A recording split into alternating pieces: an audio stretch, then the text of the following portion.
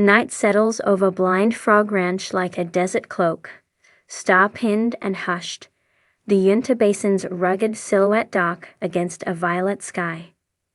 In the temporary camp, pitched along the arroyo, generator lights tremble in the wind. Duane Olinda stands at the fire pit, calloused hands wrapped around the tin cup, eyes fixed on the canyon wall where an ancient petroglyph glows amber in the flickering flames. A spiral, a jagged double line, and, most unusual, a frog nested inside a triangle. It is the fourth unfamiliar symbol the ranchers have uncovered in as many weeks, etched into stones miles apart, yet aligned along the same magnetic bearing. To Duane, that alignment feels less like coincidence and more like a whispered map. Weeks earlier, a violent summer storm had ripped open a shallow draw on the northernmost parcel of the property, exposing a mouth-like fracture in the earth. Inside, the team found a collapsed shaft, badly timbered, leading into darkness suffocating even in midday. The discovery reignited decades-old legends of Spanish conquistadors who mined the region for silver, then sealed their tunnels with traps, curses, or, depending on which cowboy folklore you favored, ritual signs borrowed from Pueblo cultures much older than Spain itself.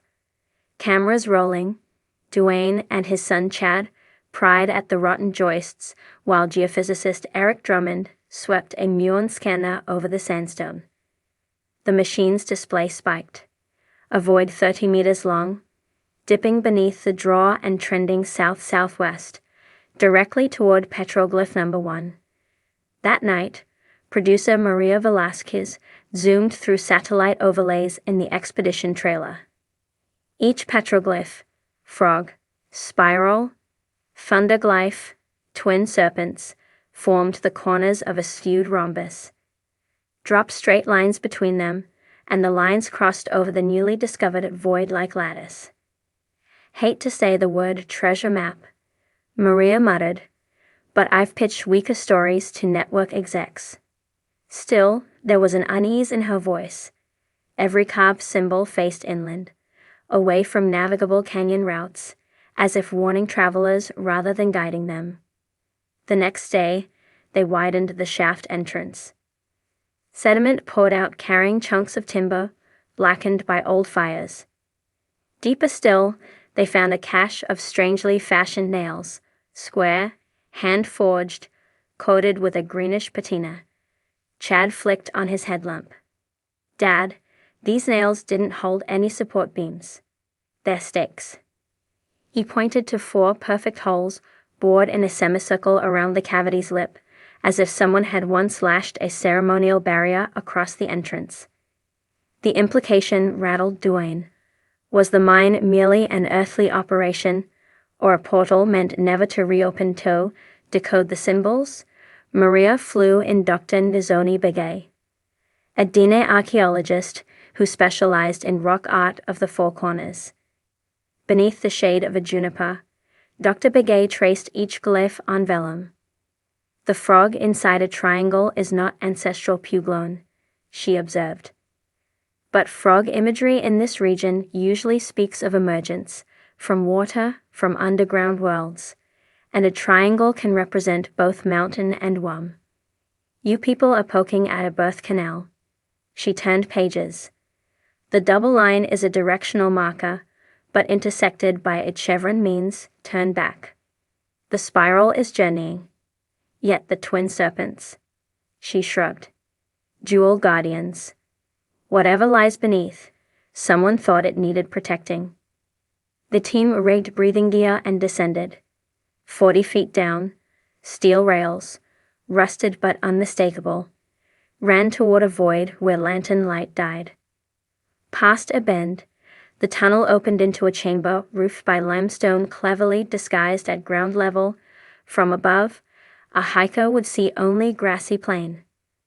Piled along one wall, canvas sacks hardened by mineral spray, empty save for flakes of what assay later proved to be high-grade copper sulfide.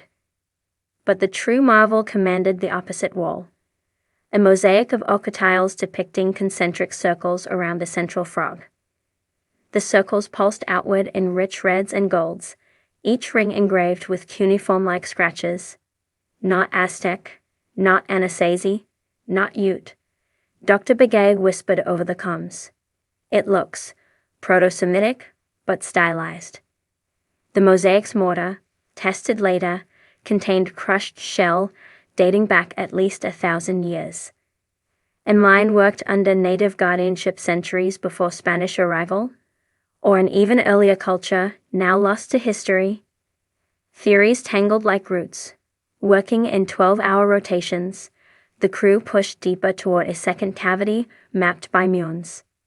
At 117 feet, Jack, the explosives expert, halted everyone. Embedded in the drift wall were 3 copper discs, each engraved with a serpent. Pressure plates, ancient booby traps. A single misstep could collapse the corridor. Carefully, Jack wired a bypass line around each disc, sweating under 30 kilos of gear. These triggers, he noted, operate with gravity drop weights. Somebody with 15th century technology could have devised them. His camera zoomed in on knotted sinew strings preserved by arid air. But why copper? Why invest so much skill to guard empty ore pockets? The answer arrived in an unexpected form. A bone flute, lacquered in pine resin, buried beneath slag near the second cavity. Chad extracted it delicately and blew a tentative note. The sound was low, resonant, almost echolocating. And within moments, bats poured from unseen crevices, streaming past headlamps toward the shaft entrance. Inside the dark, the team stilled while the airborne chorus flew. Then came silence, followed by a click, a groan. A seam overhead fractured, and an avalanche of marbled sandstone crashed behind them, sealing the way out. They were locked between 2 worlds. The mined tunnel ahead, and the buried past behind. Emergency protocols kicked in. Jack methodically surveyed the new wall thickness, almost 3 meters. He would need shaped charges. Meanwhile, Dr. Begay examined the flute.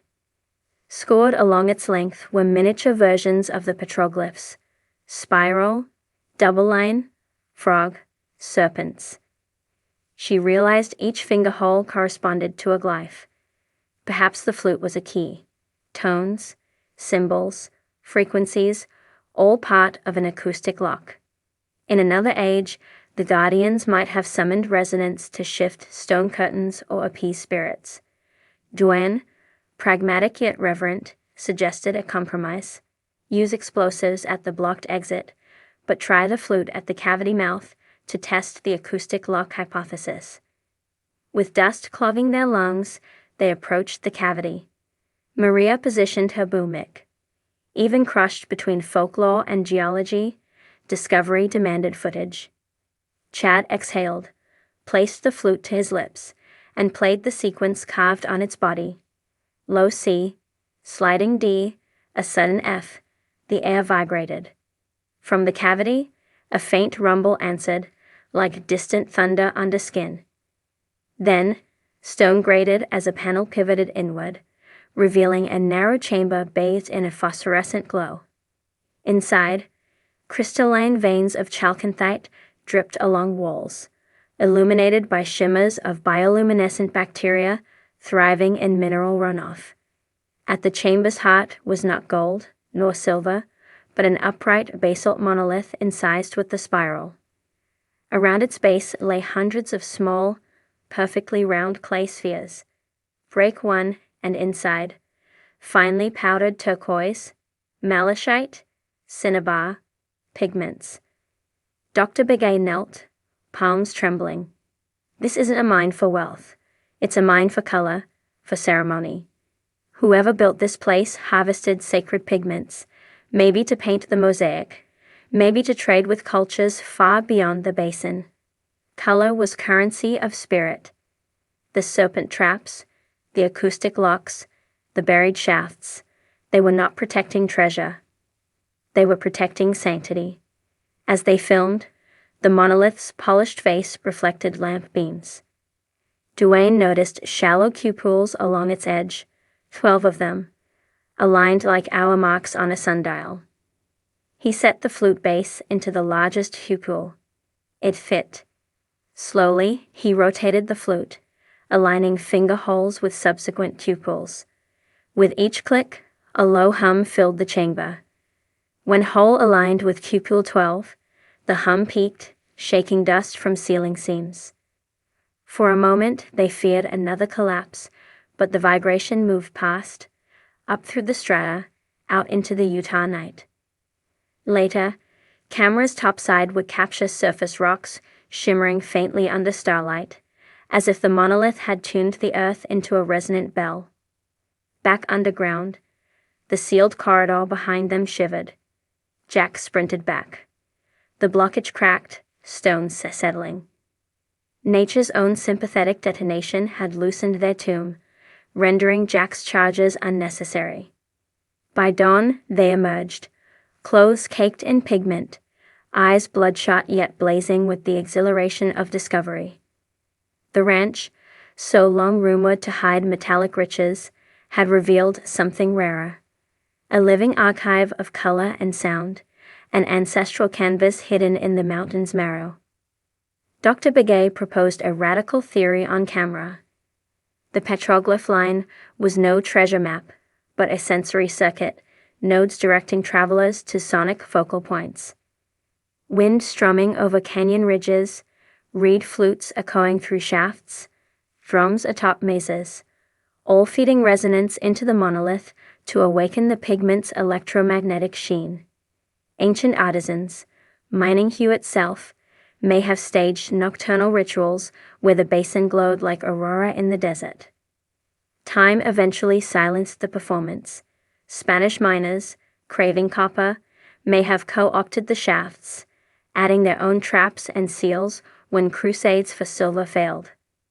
Centuries later, Blind Frog Ranch had become palimpsest, each culture writing in stone over the previous, yet the original choreography of color survived. Discovery executives, hungry for ratings, wanted a headline. Lost copper fortune unearthed. Duane resisted, standing above them.